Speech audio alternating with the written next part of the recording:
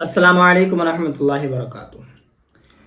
जो औरतों को पीरियड आते हैं, जो हैज़ भी कहा जाता है, तो वक्त ख़त्म होने के बाद भी पीरियड आ रहा है, तो ऐसी सूरत में हम नमाज पढ़ सकते हैं, कुरान पढ़ सकते हैं, तस्बीह व तहलील, इसके अलावा कोई वजीफ़ा कर सकते हैं या नहीं कर सकते हैं।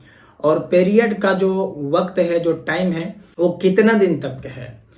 तो देखिए, सबसे पहले आप पीरियड का जो टाइम है, जो वक्त है, उसको आप जान लीजिए। पीरियड का टाइम है यानी कि हैज़ का टाइम है कम से कम 3 दिन और 3 रात, ठीक है। अगर इससे पहले आपका खून आना बंद हो गया तो ये पीरियड नहीं बल्कि बीमारी मानी जाएगी, जिसको इस्तिहाजा कहते हैं, ठीक है, यानी कि बीमारी का खून।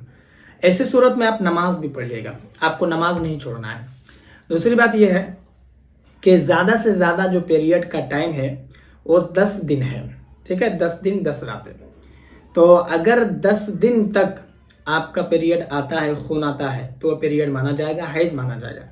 और ये 10 दिनों के जो नमाज आपके ज़िम्मे से बाकी है, क़ज़ा है, तो इसको अदा करने की ज़रूरत नहीं है, ठीक है, क्योंकि पीरियड में नमाज माफ़ है। बात समझ में आ गई। अब यहाँ पर एक बात और बता दिया जाए कि 10 दिन के बाद जो खून आता है उसका क्या हुक्म है, क्या वो भी पीरियड माना जाएगा। और ऐसी सूरत में हम नमाज पढ़ेंगे या नहीं पढ़ेंगे, तो इसको आप समझ लीजिए। अगर 10 दिन के बाद भी आपको खून आ रहा है तो फिर वो इस्तिहाजा का खून माना जाएगा, यानी कि बीमारी का खून माना जाएगा। और ऐसी सूरत में आप नमाज पढ़ेंगे, रोज़ा अगर रखना चाहते हैं तो रोज़ा भी रखेंगे। दूसरी बात यह है कि तस्बीह, तहलील, वजीफ़ा, सारी चीज़ें आप कर सकते हैं, कुरान भी पढ़ सकते हैं। यहाँ पर एक मसला समझ लीजिए, जो बहुत सारी औरतों को इसके बारे में मालूम नहीं है।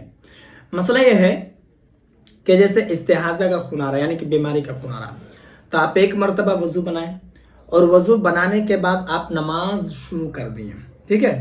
तो अब जितनी नमाजें आप चाहें उस वक्त आप पढ़ें, ठीक है।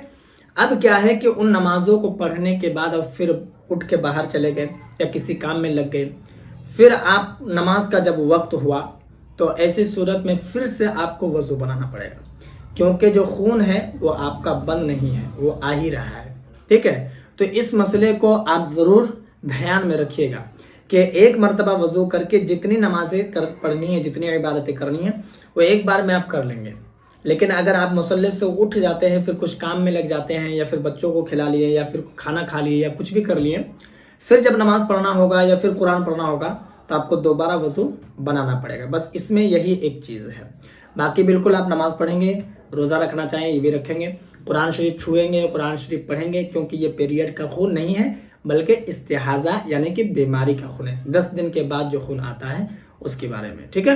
मैं उम्मीद करता हूँ कि मेरी बात आपको समझ में आ गई होगी। बाकी अगर आपके मन में कोई सवाल या फिर कोई डाउट हो तो आप मुझे कमेंट पर ज़रूर बताएं, और अगर नए हैं चैनल पर तो चैनल को भी ज़रूर सब्सक्राइब कर लें।